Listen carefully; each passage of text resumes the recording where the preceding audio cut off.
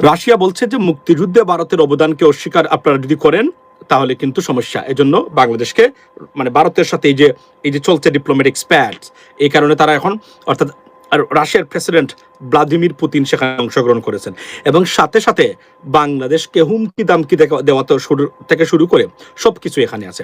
আমি আজকে আপনাদেরকে দ্ব্যর্থহীন ভাষায় দু একটা মানে কথা বলতে চাই লেডিস এন্ড জেন্টলম্যান। ধরেন সবার সাথে সম্পর্ক অবনতি করেছে ভারতের। মালদ্বীপ থেকে কিকড আউট হয়েছে ভারত, ইন্ডিয়া। আপনার শ্রীলঙ্কা থেকে, নেপাল থেকে, আপনি যদি দেখেন মিয়ানমারেও তাদের কোনো অবস্থান নাই যেহেতু চীনের মোটামুটি দখলে। পাকিস্তান থেকে তো আছেই, চীনের সাথে আছেই।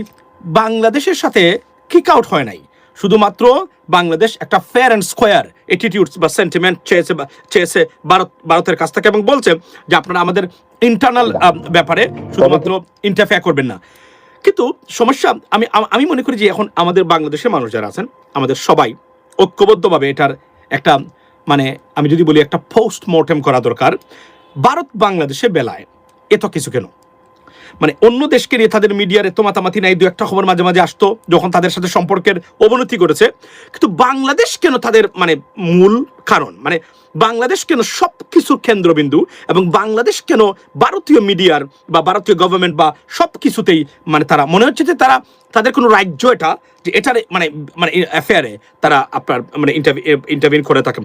এই বিষয়টা না আজকে আলোচনা করতে চাই লেডিস এন্ড জেন্টলম্যান। সাথে যে জানা গেল ওসমান হাদির মানে শুটার বা আপনার আমাদের ওই মানে বন্ধু রাষ্ট্রের যে নিয়োজিত শুটার কেন হাদিকে উনি টার্গেট করেছিলেন এবং টাকাগুলা যে 127 কোটি টাকার যে লেনদেন হয়েছে তার অ্যাকাউন্টে কোন কোন ব্যাংক এখানে জড়িত আমি আজকে আপনাদেরকে বলে রাখি যে আমরা যে ব্যাংকের রিপোর্ট সময় টিভি তারা করেছে সেখানে আপনার এই ঢাকা ব্যাংক বা মানে মির্জা আব্বাস সাহেবের ঢাকা ব্যাংকের গুরুত্বপূর্ণ ভূমিকাটা আসলে আপনার এখানে কিন্তু উল্লেখ নাই। কি কারণে উল্লেখ নাই আমি জানি না, তবে যদি এটা হয়ে থাকে যে তারা অন্য ব্যাংকে তারা পেয়েছেন দ্যাটস ফাইন, তাহলে ঢাকা ব্যাংকের ভূমিকা এখানে একটু গৌণ লেডিস এন্ড জেন্টলম্যান। সো আজকে আমি আপনাদেরকে শুরুতেই যারা যোগ দিলেন এই মাত্র, ভাই ইলিয়াস সন্ত্রাসীকে নিয়ে কিছু বলেন প্লিজ। ইলিয়াস সন্ত্রাসীকে আপনি কার কথা বলছেন একটু জানাবেন। সো আচ্ছা, সো আপনাদেরকে আমি দেখাই আপনাদেরকে একটা জিনিস। ভারতীয় মানে মিডিয়ার বিশ্বাস করবেন সবকিছু তাদের, এই মিডিয়ার ব্যবসা তাদের। বাংলাদেশ নিয়ে কথা বললে ভিউ হয়, আমরা সবাই দেখি, কিন্তু আমরা very active on social media বাংলাদেশের মানুষ, রাইট? তো এটা তারা করে। এবং আজকে বাই দ্য ওয়ে বলে রাখি সবচেয়ে গুরুত্বপূর্ণ খবর হলো আপনার যে রিপাবলিক বাংলার সেই থার্ড ক্লাস মার্কা মানে ফ্রগ জার্নালিস্ট আজকে মার খেয়েছেন। কেন খেয়েছেন? ভারতীয় পুলিশ মনে করেছে ওনাকে জঙ্গি মনে করে মানে পিটিয়ে পরে তারা সরি বলেছে আপনার এই যে ময়ূররঞ্জন ঘোষকে। সে রক্তাক্ত ছবি টবি দিল, অথবা অন্য কারো রক্ত সম্ভবত লেগেছে, একটা বাড়ি হয়তো পড়েছে পিঠে, কিন্তু এটা গুরুত্বপূর্ণ না। কিন্তু সে দেখাচ্ছে সে মার খাওয়া সাংবাদিক, মানে অন দ্য গ্রাউন্ড গিয়ে রক্তাক্ত হওয়ার পরেও তার প্রফেশন মানে সে ছাড়তে পারে নাই। আচ্ছা, আমার প্রশ্ন হলো আপনারা বাংলাদেশের মানুষ যারা আছেন, think about that very quick. You know what? It's a problem. Again, it's a politician. Politics and politicians are the biggest problem for Bangladesh. কেন তারা মনে করে এখন পর্যন্ত যে কেউ না কেউ আমাদের মানে জন্য মানে বাংলাদেশে আছে? তারা মনে করে জামাত না থাকলেও এই দল আছে, সেই দল না থাকলেও এই দল আসে। মানে মানে আপনার ভারতের মানে পার্শ্ববর্তী যত আপনার নেইবরিং কান্ট্রি আছে এর মধ্যে সবচেয়ে বেশি ইন্টারফেয়ারেন্স বা মানে তাদের যে ইন্টারভিন করার মতো মানে এলিমেন্টস সবচেয়ে বেশি বাংলাদেশে। কেন জানেন? বিকজ আমরা নেপালের সাথে তুলনা দেই না। নেপালের রাজনীতি বাংলাদেশের রাজনীতিবিদদের চেয়ে ভালো। হ্যাঁ, দুর্নীতি আছে, সমস্যা আছে, ছোট্ট দেশ, অনেকটাই গরিব বাংলাদেশ থেকে, কিন্তু আপনি দেখেন বা এটা হিন্দু রাষ্ট্র হিসেবে তারা ছেড়ে দেয়। মালদ্বীপের ব্যাপারে দেখেন, মালদ্বীপ কিক আউট করে দিল ভারতকে, বাট মিডিয়ার আলোচনা কতটুকু হয়েছে? যতটুকু হয়েছে ততটুকু কি বাংলাদেশের কেন্দ্রিক হয়েছে তাদের? না, কারণ স্ট্র্যাটেজিক কারণে বাংলাদেশ কতটা গুরুত্বপূর্ণ ভারতের জন্য। আর আমাদের সবচেয়ে বড় সমস্যা হলো এন্টায়ার সাউথ ইস্ট এশিয়াতে রাজনীতিতে ভারত যত দালাল তৈরি করেছে, সব দালাল বাংলাদেশে। রাজনীতিতে এত দালাল আমাদের রাজনীতিবিদদের ভিতরে, ভারতীয় দালাল, যে আপনি মোটামুটি 65% politicians this way that way directly ভারতের দালাল। এটা তারা সিস্টেম করেছে 1971 পর থেকে, যেহেতু মানে যুদ্ধ হয়েছে, এই কারণে এমনভাবে মানে ক্ষতিগ্রস্ত হয়েছে যে টোটাল রাজনীতিটাকে তারা তাদের নিয়ন্ত্রণ নিয়ে গেছিল। এখন নতুন বা জেনজির কারণে হয়তো তারা কিছুটা বিপদগ্রস্ত, কিন্তু আসলে আমরা খুব বিপদগ্রস্ত জাতি যতক্ষণ পর্যন্ত না নতুন প্রজন্মের রাজনীতিবিদরা ড্রাইভিং সিটে বসে দেশকে নিয়ন্ত্রণ করবে বা দেশ পরিচালনা করবে। এর বাহিরে আমি এখান থেকে উত্তরণের পথ, আমি এই যে বুড়া বুড়া রাজনীতিবিদ যারা আছেন, মানে পুরখাওয়া 3বার 4বার এমপি হয়েছেন, don't trust them except some people, some individuals, some politicians। এদেরকে ট্রাস্ট করবেন না, কারণ এরা কোনো না কোনোভাবে, প্রথমত এরা ব্যর্থ, অযোগ্য, অপদার্থ, বুইফুর, এবং তাদের মানে যে মেধা দরকার রাজনীতিতে দেশ পরিচালনা করার জন্য তা জানে না। তারা একজন ভারতীয় রাজনীতিবিদদের হাতে গোনা, ধরেন খনে অলি আহমেদের কথাই বলি, যদি তারা ডিফারেন্ট, কিন্তু আপনি যদি দেখেন বাকি যে রাজনীতিবিদরা ভারতকে মোকাবেলা করে, আজকে আমাদের মিডিয়ার অবস্থায় দেখেন না কেন, আজকে ভারতের মিডিয়ার অবস্থা দেখেন আর আমাদের মিডিয়ার অবস্থা দেখেন। এই যে এগুলো আসে, কয়টা বাংলাদেশের মিডিয়া এগুলাকে ফলো করে প্রচার করে, এগুলো নিয়ে আলোচনা করে? ন্যূনতম নাই, কেন তাদের ভারতে যেতে হবে 2 দিন পরে। এই কারণে তারা বয়ে এই কাজটা তারা করতে চায় না কোনো। এর ভিতরে এলো এই 17 বছরে যে মিডিয়াগুলা মানে দাঁড়িয়েছে, ভারতীয় দালাল, সবটি ভারতীয় দালাল। সুতরাং কোনো না কোনোভাবে ভারতের টাচ আছে, সব না, এটলিস্ট মানে বেশিরভাগ। সুতরাং তারা এখান থেকে বেরোতে পারে না, বেরোতে চায়ও না তারা। লেডিস এন্ড জেন্টলম্যান, আপনারা যারা এইমাত্র যোগ দিলেন, আমি আপনাদেরকে দেখাই, এই যেখানে মানে এটা কি কলকাতা নিউজ, তাদের একটা মানে এ বদলুকের একটা হেডলাইন দেখেন আপনি, মানে কিভাবে কথাবার্তা বলে। সময় এসেছে দায়িত্বহীন ভাষায় বলা আমাদেরকে যে stop interfering in our internal affairs, just stay away, leave us alone and shut your fucking mouth. That's the word or sentence and advice or whatever warning we should give them.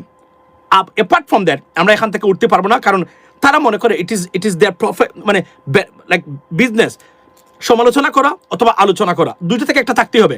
ভারতীয় media থেকে আপনি গিয়ে দেখেন নিউজগুলো এখন top to bottom, top level থেকে একদম নিচের লেভেলে শুরু করেন, সব জায়গা বাংলাদেশ ইস্যু। একটা না, ডক্টর ইউনূসকে যা ইচ্ছা তাই দিয়ে তাকে আপনার মানে রঙ্গাত্মক, ব্যঙ্গাত্মক তাকে কথাবার্তা বলছে। আমাদের মিডিয়াগুলা কিভাবে তাকে নিয়ে মানে আপনার নরেন্দ্র মোদী বা ভারতকে নিয়ে যে আলোচনা করে, তা যদি 10% ফলো করতো তাও বাংলাদেশের জন্য এটা খুবই বেনিফিট হতো, কিন্তু সেটা আমরা তো দেখতেছি না আমাদের মিডিয়ার কাছ থেকে। Media itself is the biggest problem right now, because তারা এটাকে শেষ করে দিয়েছে। আমি আপনাদেরকে ভারতের এই চ্যানেলটার শুধু মানে 20 সেকেন্ডের বক্তব্যটা শুনেন আপনারা। খেলা শুরু, শুনেন। একটানা অযাচিত ভাবে ভারত বিরোধিতা, হিন্দু নিধন, এই সব কিছুর জের এবার কি তবে টের পাবে ওই বিদ্বেষের দেশ বাংলাদেশ? কূটনৈতিক ভাবে কি এবার বেকায়দায় পড়তে চলেছেন পাকিস্তানের দালাল মোহাম্মদ ইউনূস? ঘরে বাইরে কতটা চাপে বাংলাদেশের শান্তি বিঘ্নিতকারী ওই নোবেল প্রাপক? আচ্ছা, এভাবেই আমাদের যত সম্পদ ছিল প্রতিটা সম্পদকে তারা নষ্ট করে এবং মানে ডিস্ট্রয় করার চেষ্টা করেছে 1971-এর পর থেকে। শহীদ প্রেসিডেন্ট জিয়া রহমানের মতো ব্যক্তিকে হত্যার সাথে সরাসরি ভারত জড়িত। বিএনপিটা প্রতিষ্ঠাই করতে পারে নাই তাদের সময়, অদক্ষতা অযোগ্যতার অভাব ছিল বলেই তারা পারে নাই। আপনি দেখেন হাদির ঘটনা, যে হাদিকে যে হত্যাকাণ্ড সরাসরি কিভাবে একটা বড় পাওয়ার এখানে জড়িত, প্রতিটা ক্ষেত্রে যদি আমরা সময় নিয়ে আলোচনা করি আপনি দেখবেন। আজকে মানে হাদির ব্যাপারে শুনেন, হাদির কাহিনী হলো প্রায় 2 মাস থেকে তাকে হত্যার প্ল্যান করা হয়েছে, 2 মাস আগ থেকে।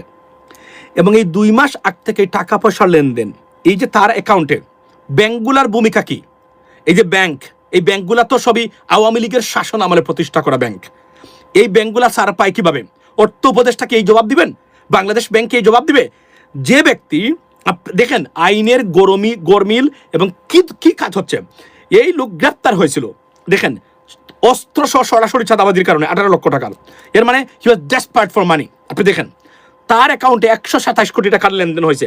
যখন আপনি তাকে গ্রেফতার করেছিলেন তার আর্থিক অবস্থা এগুলা কি মানে খতিয়ে দেখার দরকার ছিল না?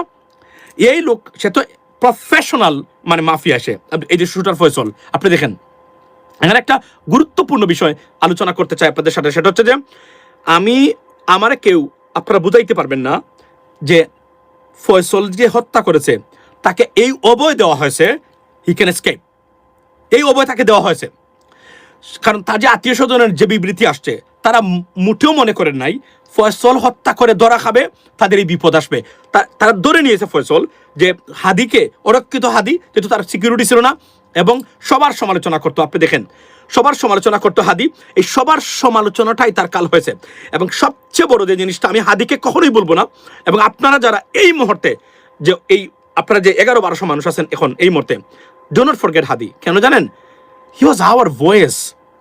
এই এলিটস, রাজনৈতিক এলিট শ্রেণী, গতকালকেও বলেছিলাম, হাদিকে তারা সহ্য করতে পারে না কোনোভাবে। তার উত্থান, জনপ্রিয়তা এবং এক্সেপশনাল বক্তব্য, যেগুলা কেউ দেয় নাই এর আগে, শুনে নাই বাংলাদেশের মানুষ কখনো।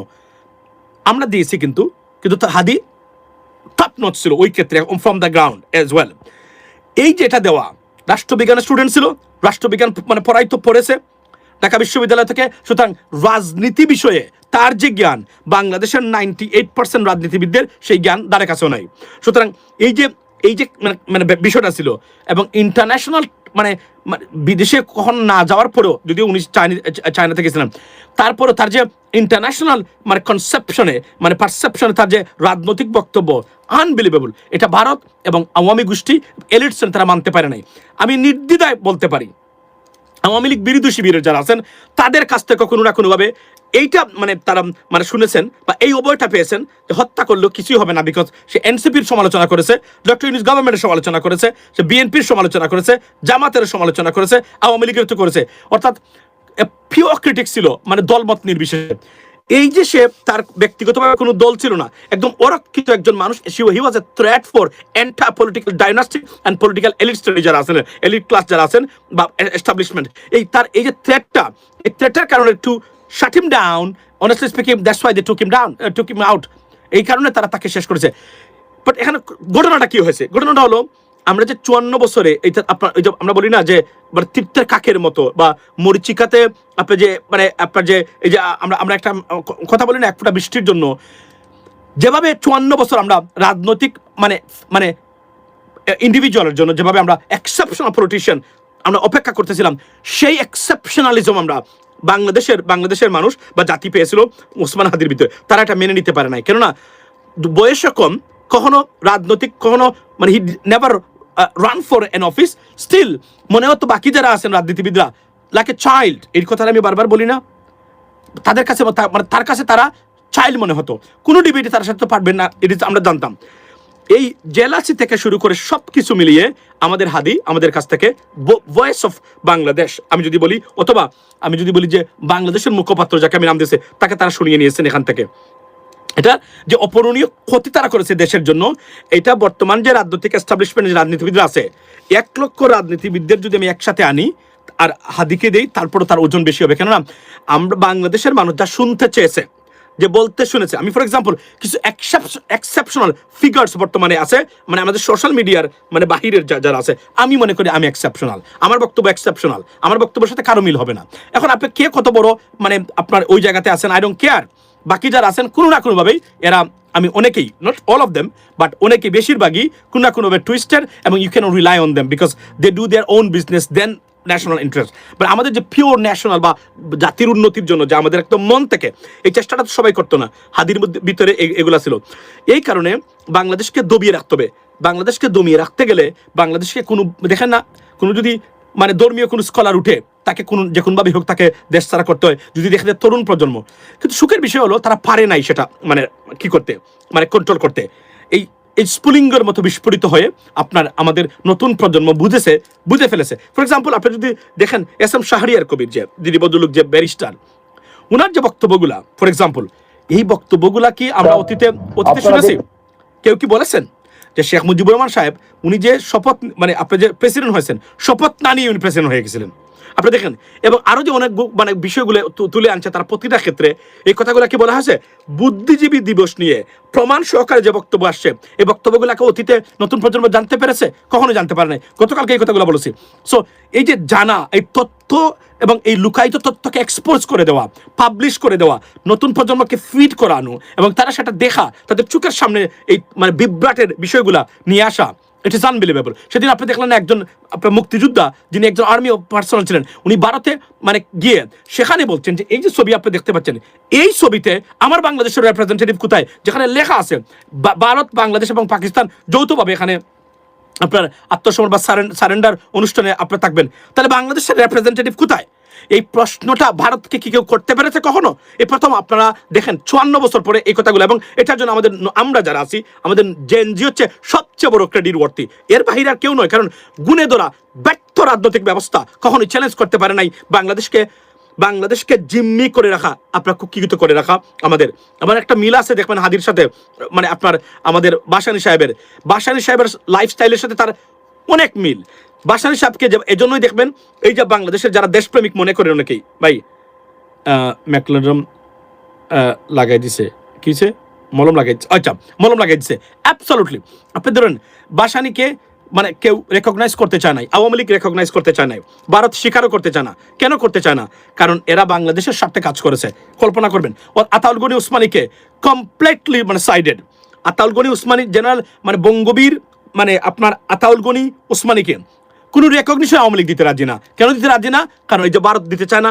কারণ দিলে কি হবে তার ক্রেডিটটা, এরা যে কতটা মানসিকভাবে মানে নেরো এবং ছোট প্রকৃতির তার একটা উদাহরণ হলো, বড় মানুষ যারা আছে তারা কখনোই কাজ করবে না। কিন্তু এরা যেখানে আমাদের যত সূর্য সন্তান ছিল বাংলাদেশকে রিপ্রেজেন্ট করতে পারতো, সব গার্বেজ সব তারা স্পন্সার করে। আর আমাদের ভালো লোক যারা আছে সবাইকে সাইড করে দেয়, নাহলে কোনোভাবে মেরে ফেলে।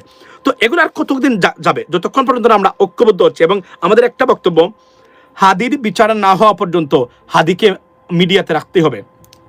যদিও হাদির লেগাসি আগামী 100 বছর পর্যন্ত চলবে এবং সেটা আমাদেরকে চালাইতে হবে, তার কোনো বিকল্প নেই আমাদের দেশের স্বার্থে, লেডিস এন্ড জেন্টলম্যান। এখন প্রশ্ন হলো আপনার পলিটিশিয়ানরা কি সেটা করবে? না, they wouldn't do that. Why? Because Hadi was a real threat for this political establishment. এই যে ব্যর্থ, অদরা, মূর্খ, অপদার্থদের যে রাজনৈতিক যে ব্যবস্থা, তারা যে মনে করে তারা দেশের মালিক, এখানে সবচেয়ে বড় লাথি দিয়েছে কে? মানে হাদি, ডাইরেক্টলি ফ্রম দ্য গ্রাউন্ড হাদি দিয়েছে। এটা তারা সহ্য করতে পারে নাই কখনো, এবং তারা এটা কখনো সহ্য করতে পারবে না। এই যে ধরেন আমাদের মানে ডক্টর মোহাম্মদ ইউনুস স্যার, আপনি দেখেন উনাকে যেভাবে ডিফেম করার চেষ্টা করা হয়েছে এই পদলোককে, আমাদের মিডিয়া পাল্টা জবাব দিতে ব্যর্থ হয়েছে। 1%ও দেয় নাই। হাতে কোনো 2-1টা মিডিয়া আছে, তারা 2-1টা রিপোর্ট মাঝে মাঝে করেছেন। কিন্তু যেভাবে ভারতীয় মিডিয়া যদি এইভাবে আমাদের মিডিয়া রিপ্রেজেন্ট করতো আমাদেরকে, বাংলাদেশকে, এবং তাদের ভারত বিরোধিতা তুলে ধরতো, তাদের নোংরামি, তাহলে তারা হয়তো বা তারা আরো ঠান্ডা হতো। কিন্তু মিডিয়াটাই একদম মানে চলে গেছে, পচে গেছে। একজন রিপোর্টার নাই ঠিক মতো, যেটা বলবে, উচ্চারণ করবে, কথা বলবে তাদের সাথে, এগুলো নাই। সবচেয়ে বড় বিপজ্জনক আপনি দেখেন, বলে হিন্দু নিধন। আপনি দেখেন হিন্দু নাকি নিধন হচ্ছে বাংলাদেশে। Can you believe it? একজন হিন্দু, এখন ঘটনা উঠছে, তার সাথে তার পারিবারিক ব্যক্তিগত সম্পর্ক ছিল, তারপরেও ব্যক্তিগত সম্পর্ক যাই হোক, যেহেতু হিন্দু, এটা তারা পেয়েছে এবং এটাই তাদের এখন পুঁজি। এটা তুলে ধরা ঠিকমতো রিপোর্ট করার মতো একজন বাংলাদেশে একটা চ্যানেল ঠিকমতো নাই। তারা দেখেন এটাকে বিশ্ব মানে সাবজেক্ট বানিয়ে ফেলছে। একজন আমার দীপু খন্দকার, যে তার নাম কি নাম, দীপু দাস সম্ভবত। আপনি এটা অবশ্যই we have to condemn it, because এটা ইটস এ ব্রুটাল মানে থিং। আপনি আইন নিজের হাতে তুলে নিতে পারেন না। ইভেন দো মানে যদি কোনো কিছু লিখে তাকে ধর্মবিদ্বেষী, আপনি তাকে হত্যা করার অধিকার আপনাকে কে দিয়েছে? আপনি পুলিশের কাছে দেন, আর একজনকে লিখলেই মানে সেই ইসলাম ধর্ম চলে গেল, এটা কোনো কথা হতে পারে না। তবে এটা বন্ধ হওয়া দরকার, কারণ এটা একটা বিজনেস এবং একটা পলিটিক্যাল বিজনেস। ফর এক্সাম্পল, কেউ যদি দেশ থেকে চলে, আমি এও শুনেছি ভিসা পাওয়ার পরে ধর্ম নিয়ে কথা বলেছে, প্রবাসীদেরকে নিয়ে কথা বলেছে, বিশেষ করে ধর্ম নিয়ে কথা বলে কি, যখন তার বিরুদ্ধে থ্রেট আসছে, এই মানে নানান ধরনের কেওস সৃষ্টি করে পরে এটা নিয়েছে অ্যাসাইলাম করতে মানে বিদেশে যায়। এগুলা পরিকল্পিতভাবে অনেকগুলা বিষয় হয়ে থাকে। তার ব্যাপার তো নিশ্চয় মানে পরিকল্পিত নয়, বিকজ তার সাথে তার ব্যক্তিগত সম্পর্ক ছিল। এই সম্পর্কটাকে এখন রাজনৈতিক এবং ধর্মীয় মানে আপনার প্রবলেম এখানে হিসাবে দাঁড় করানো হচ্ছে। তা আমরা যেভাবে আগ্রাসন বা যেভাবে ডিফেমেশন হচ্ছে, এই ষড়যন্ত্র থেকে বাংলাদেশের 18 কোটি মানুষকে যদি মানে বের করতে হয়, উই নিড গুড লিডারশিপ। দায়িত্বহীন ভাষায় এই প্রপাগান্ডিস্ট এবং নোংরা জাতিটাকে আমরা মোকাবেলা আমাদেরকে করতে হবে। এই নোংরা সাইকোলজিক্যালি